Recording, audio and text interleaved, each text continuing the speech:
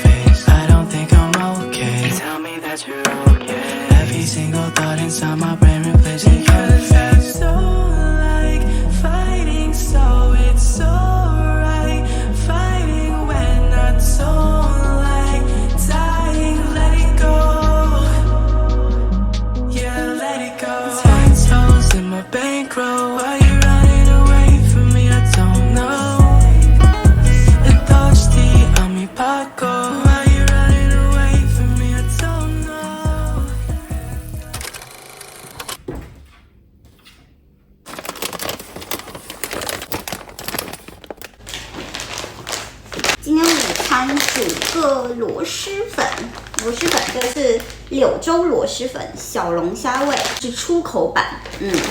出口版不知道是不是就表示不好吃。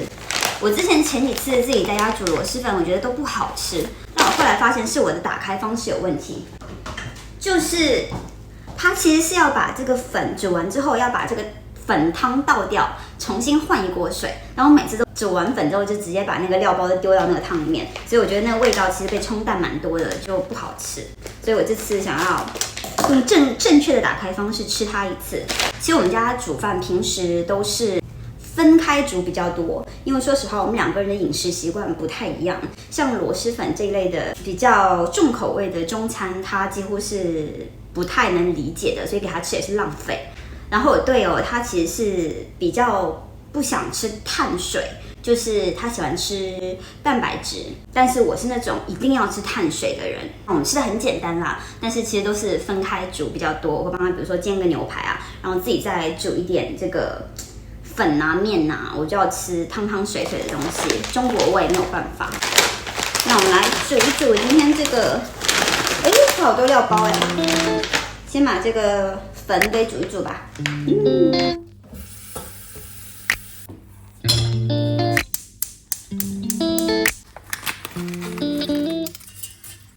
这个粉好像差不多了，不要偷懒，就是我要去过一下冷水。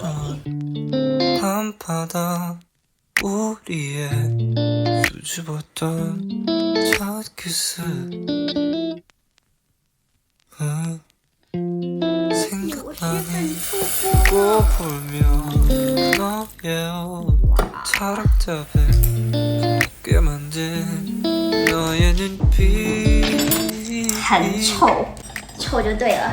我开动咯！最幸福的事情就是缩粉看剧。现在在看那个童瑶演的那个新居，昨天包了我一整天，看得我好气哦，真的是。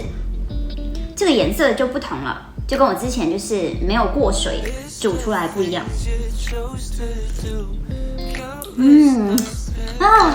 这可能是我煮的最成功的一次哎，之前都白瞎了这些螺蛳粉。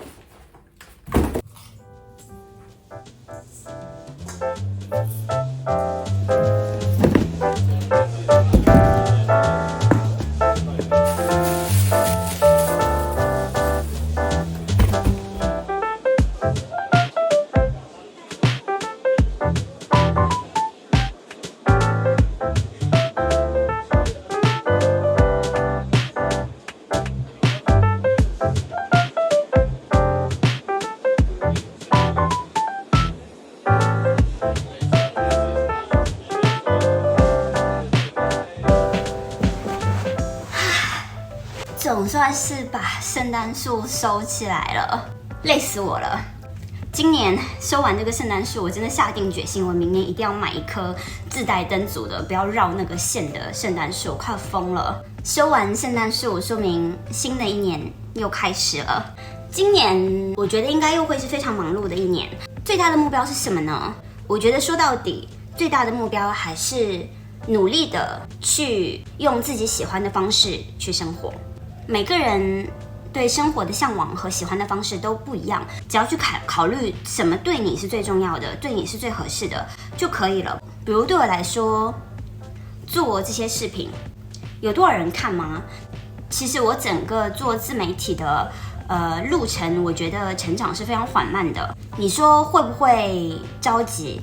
会不会有的时候有点沮丧，或者有点迷茫？一定有的。什么时候这个情绪会最多呢？就是看着身边跟你一起开始做的人，他们成功了，这个时候最迷茫，因为这是你最直接的对比的对象嘛。大家都是一样的起步，然后那些人走得比你快，比你远。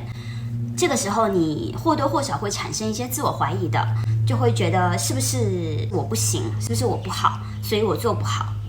从一开始看我视频的小伙伴，可能也会感受到这个视频的风格和拍摄的手法是有一些改变的。